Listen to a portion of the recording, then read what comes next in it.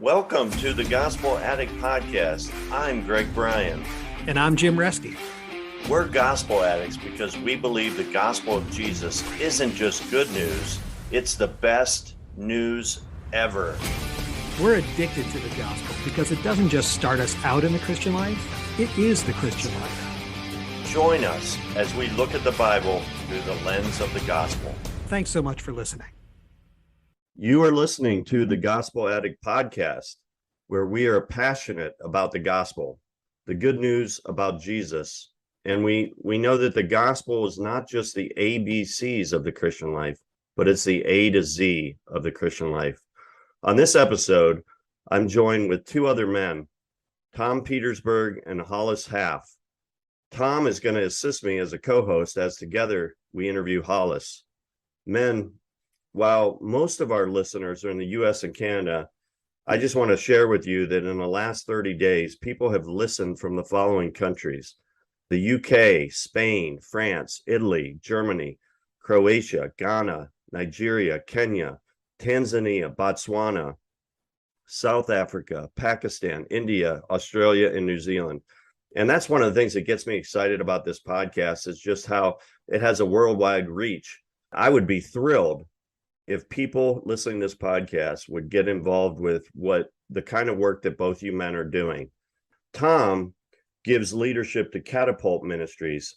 Catapult Ministries exists to advance discipleship. They desire to see people grow in an awareness that God has not only called us into a relationship with Him, but He has uniquely shaped us, gifted us, and positioned us to serve Him for His glory. If you want to learn more about Tom's ministry, go to catapultministries.org.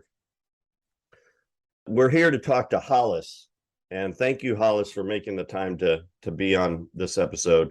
He graduated from West Virginia University and actually played on the Mountaineers' 15th nationally ranked Peach Bowl championship team.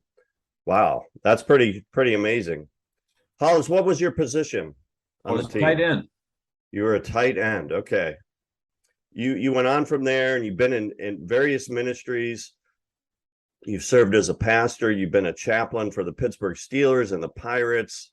But currently you work for the Bonhoeffer Project, which is something we want to learn a lot more about. Great to be with both of you guys this evening. Let's begin with you, Tom, because you were the one who connected me with Hollis. Why don't you share with our audience how the two of you know each other and why you thought he would be a good guest for this podcast?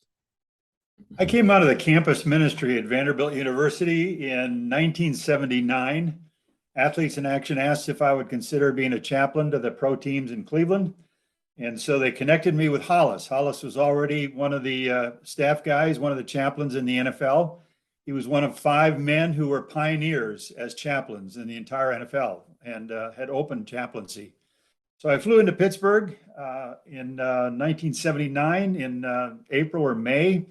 And Hollis and I drove to Cleveland, and we met with some of the men with the Cleveland Indians and the visiting team that day. Hollis had also been in touch with the head coach of the Browns, Sam Bertigliano. And so Hollis took the role of kind of introducing me to the Cleveland teams and kind of orienting me to ministry. So it was Hollis who kind of set my feet on the ground and gave me some direction. Wow, that is so cool. And Hollis, I want to learn about the Bonhoeffer Project, but I'm really interested also in learning about those early days when you were a chaplain. Now, I've got to be honest with you. I was born in Pittsburgh. I would have gone to Montour High School if I would have grew up there, which I'm sure you've heard of that high school. I ended up moving to Akron, Ohio when I was 10 years old. But I'm a diehard Steelers and Pirates fan. So let me just throw out this question right off the top. Did Terry Bradshaw, was he ever involved in your ministry when you were a chaplain? Yeah, he was actually at the core of it at the very beginning. We had some of our earliest Bible studies at Terry's apartment downtown, and would gather there for Bible studies. He was I got there in 1974, Greg, which was good timing because that was when Terry was benched. He was going through some challenges. And so he connected with me because I was a Christian. I told him what I wanted to do. And so he started immediately introducing me as the chaplain, the new chaplain of the Steelers. Well, once Terry introduces you as the chaplain of the Steelers, it kind of sticks. And you might remember that was the first year they went to the Super Bowl. So the first 4 of 6 years that I was there, the Steelers won a Super Bowl. So they couldn't really accuse me of, messing them up any. And yeah, he was very involved. On Mondays, we would go down and I'd catch passes from him because no one else wanted to go in and loosen them up. So we had a very close relationship during those early years. That is so cool. That is so great to hear, because those were the years when I was a young kid cheering for the Steelers, because those were great days for the Steelers. Like you mentioned, all the Super Bowls they won and such. Are there any other stories, like as you think back, and you were also a chaplain for the Pirates? Did you do that at the same time? Yeah, I did. I actually did some work with the Penguins too, although they were a much harder team to crack. So do you have any other interesting stories just from that, as you look back? And you don't have to mention people's names, but just stories of, how you saw God work, or even maybe mistakes you made as a young chaplain. Yeah, I made plenty of mistakes. In fact, I often look back now and think that some of what I'm doing now in discipleship, grew out of some of those early mistakes. But I also saw God's hand in it pretty powerfully. When I grew up as a kid, grew up in Ohio, around Sandusky, a little town called Bellevue. There, you could count the Christian athletes in pro football, pro baseball ranks on, probably one hand. There was Raymond Berry and Bill Glass and, a few others. So when we became part of that pioneering movement in 1974, there were just 5 of us, and it was like, it was almost like a missionary operation.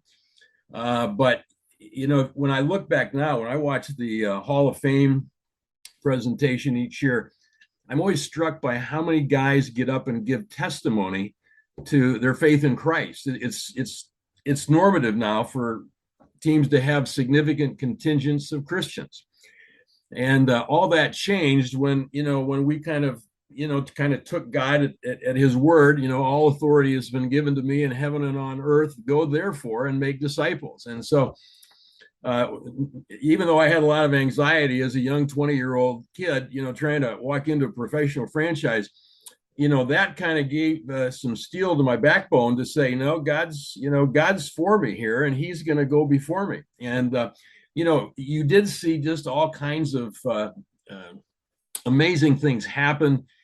We established a chapel program early on, and that grew from 3 or 4 guys to 25 within a year.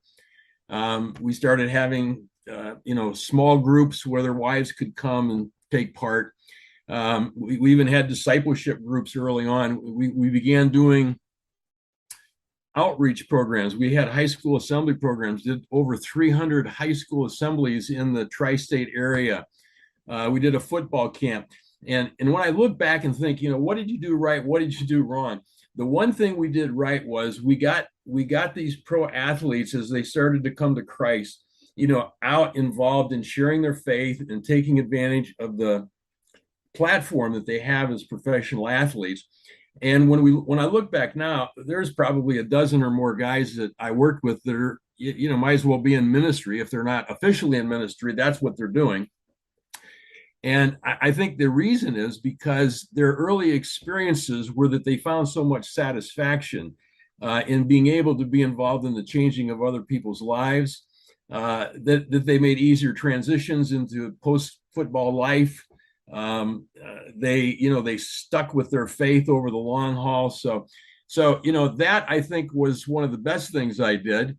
We'll probably get into, maybe some of the things I would have done differently as we get into Bonhoeffer, because that's become a kind of a clarifying experience for me to look back and to see, why is it that the church as a whole is having such a hard time with the core ministry of the church. It's what Jesus said was the core mission of the church, and yet less than 1% of pastors think we're doing a good job with it. So how do you explain that disconnect? And that bothered me, all through my years with Athletes in Action, when Tom and I were working with the same organization. And then as I became a church planner for the next 20 some years, and then just in the last few years, I've, transitioned into the Bonhoeffer Project, where I actually work with pastors and Christian leaders. But I've got that, history behind me to see, what things we did wrong and what things really helped. That's great. Yeah, I think, and I'm excited to get to this, because I think one of the things that you've identified is how we've separated salvation from discipleship. Yeah. And we've made the mistake where we emphasize personal salvation, and then we have kind of, discipleship is just been left out. And Tom, do you have any, can you think of any stories when Hollis was training you? Like, did you go to one of his services when he was a chaplain? Did you observe him? No, he would have, we probably would have been on the phone from a distance. After my first year there, the outreaches that Hollis talked about in some of the high school campuses, they would take athletes, 3 or 4 athletes into a school, and they would compete against some of the athletes in the school in a number of events in a gymnasium. So they'd have the whole school there. And then the players would share their testimony in between events. But it was the competition that really engaged the students and so on. So one of Hollis's training was to come with me. And so we went down to a little town about an hour and a half from Cleveland called Worcester. And Hollis had one of his players come there. And I had a couple of guys from Cleveland come. And we spent 3 days in the Worcester area. I think we did about 3 schools a day. But at the end of the first day, we didn't do a school. We did a home for troubled boys. And the next morning at breakfast, Hollis said to the player that he brought along with him, one of the active players from the Steelers, "So, how you sleep well last night? How are you doing this morning?" And he said, "Well, not well. I didn't sleep at all." He said, "My family has a farm in Georgia, and God has convicted me that we need to turn that into a boys' home." And he's done that. He has both a boys' home for troubled kids in Pittsburgh and one in Georgia. Even to this day, I've talked with players that when they come in as rookies at the Steelers, they make a visit to those places and see what impact a player has in the community. So a lot of the things that I got from Hollis and from other guys would have been during conferences and during events that we did together. It was a very active time. I think the thing that drove it was something that Hollis said the very day that we met and drove into Cleveland. He said, "The players are the basis of your ministry, not the scope of it." And so the whole point was to build disciple players, equip them to have a ministry, and they were the ones that had the impact in the world. And it's really it's a similar picture in discipleship. And I think that's what's always excited me about discipleship. I love the guys I'm discipling, but they're just the basis of it. Those guys are going to multiply and have another guy and another guy, and it spreads. Yeah, the fellow that Tom was referring to had to be Mel Blount. Yes. And Mel has those 2 boys camps going today, and I think that's a great example of how when you get people out doing ministry and just rubbing shoulders with kids and others that they can have an impact on, it is very impactful. It's very formative, and they just begin to gravitate to ministry because they find great joy in it. That's cool. One of the things that impresses me about the Steelers in particular is just they just seem like a real family atmosphere, and the way they can keep a coach for so long and they keep a quarterback for so long. Was it that way when you were there? Yeah, that's when the change was happening, and that's what happens when you become a winning franchise. They both kind of feed each other. But I think the Rooneys, long-term ownership, and they're kind of very down to earth. Pittsburgh kind of family. It certainly fueled that. The fact that they've had, only a handful of coaches in their whole history, fuels that.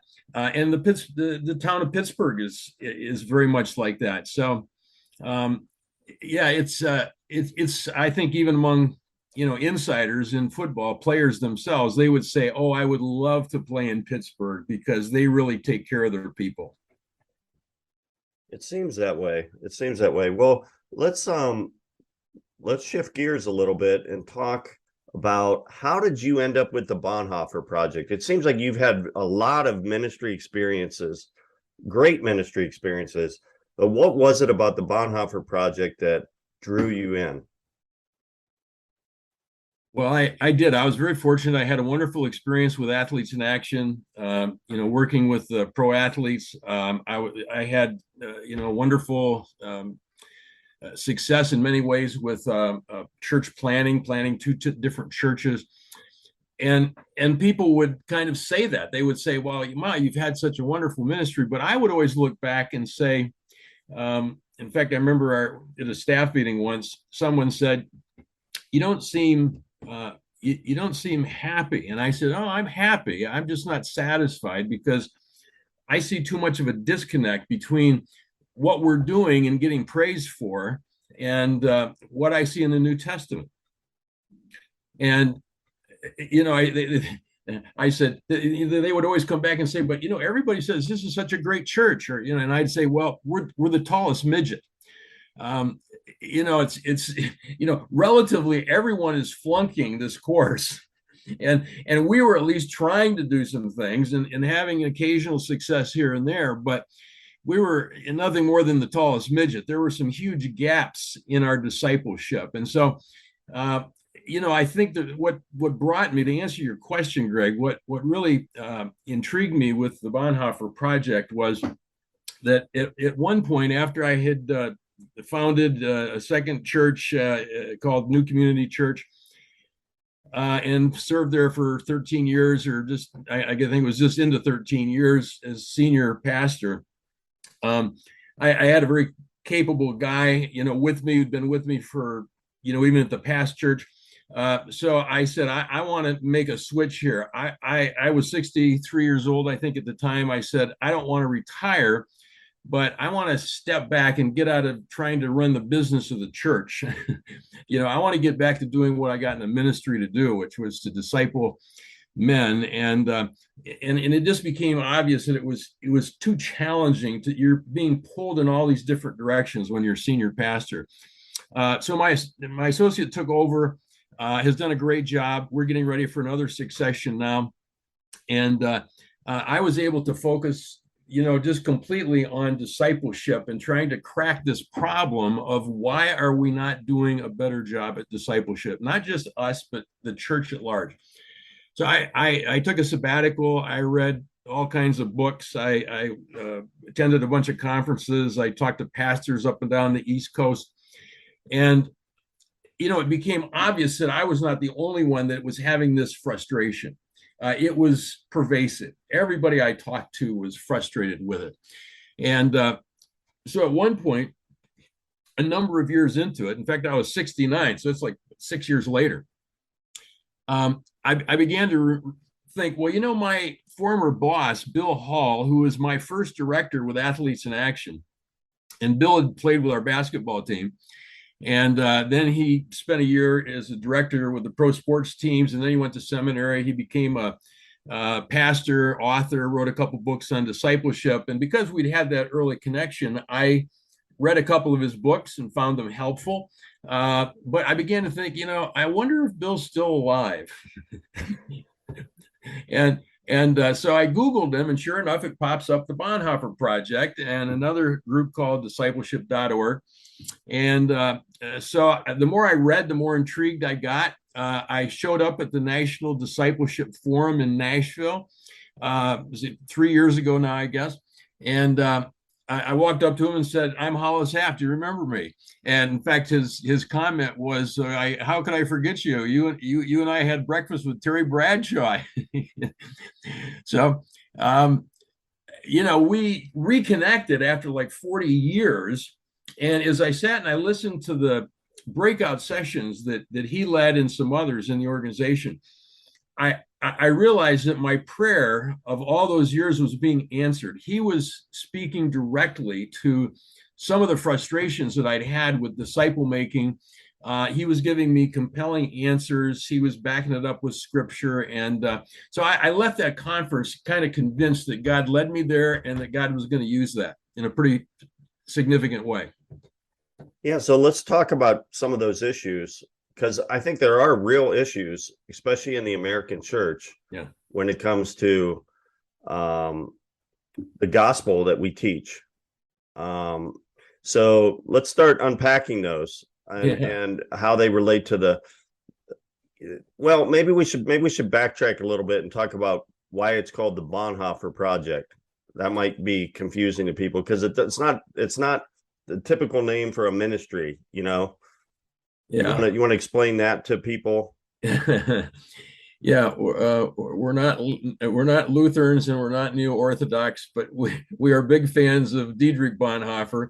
And Bill Hall read The Cost of Discipleship when he was a young Christian. It made such an impact on him that he wanted to honor Bonhoeffer by naming the organization. And many of his Bonhoeffer's emphases, his book on The Cost of Discipleship was really an attack on cheap grace, this kind of antinomianism, kind of against the law, this reductionism of the gospel message. And we see the same thing in our own, American culture today. Bonhoeffer was also committed to training pastors and Christian leaders. He started a seminary called Finkenwald. It was an underground seminary because they had to stay clear of the Gestapo. But I think there was that combination between his message and his methodology, which was he saw a need for a renewal in the way people were being trained for ministry, not just to get a lot of head knowledge, but to be formed and shaped in what he called a new monasticism. And by that, he simply meant that there was the discipleship was all about discipline. And it was about, forming disciplines that would shape our souls. And he understood that. And he brought that to that seminary. And it really did shape the lives of young men. Yeah. Tom, do you have anything to say about Bonhoeffer? Did you read that book? Yes, I read that. Classic book. And then more recently, his biography. I really enjoyed that. I think there was just great insights into his commitment. Yeah. So, all right. So you explained why it's called the Bonhoeffer Project. What are some of the issues that they're really addressing? And I know, you do these cohorts for 10 months. A group of men will meet together. Do they meet monthly or weekly? Monthly. Yeah. Monthly. Yeah. Let me back up a little bit, and I can kind of segue with another point of connection with Bonhoeffer that is even more germane to the present situation. One of the things that's attractive about Bonhoeffer, beyond just the message, the clarity of his message, his methodology, was his character. He exercised a certain moral courage in the midst of overwhelming pressure against the Third Reich. I mean, he was born in the lap of luxury. He could have lived a life of comfort and ease, but he chose to leave that and to go back to Germany to pretty much sign a death warrant. And there's a great need in our day for that kind of moral courage. So he also sort of props that up. But let me take your next question, which was, so what's the problem you're trying to address? And you actually referenced it early on. You talked about what we need is not more the ABCs of the gospel, but the A through Z of the gospel, which is a quote from Tim Keller that I love too, and I use all the time, because it frames the problem. The problem is we have reduced the gospel to a couple of simple steps that we could call a plan of salvation. And the gospel is much bigger than that.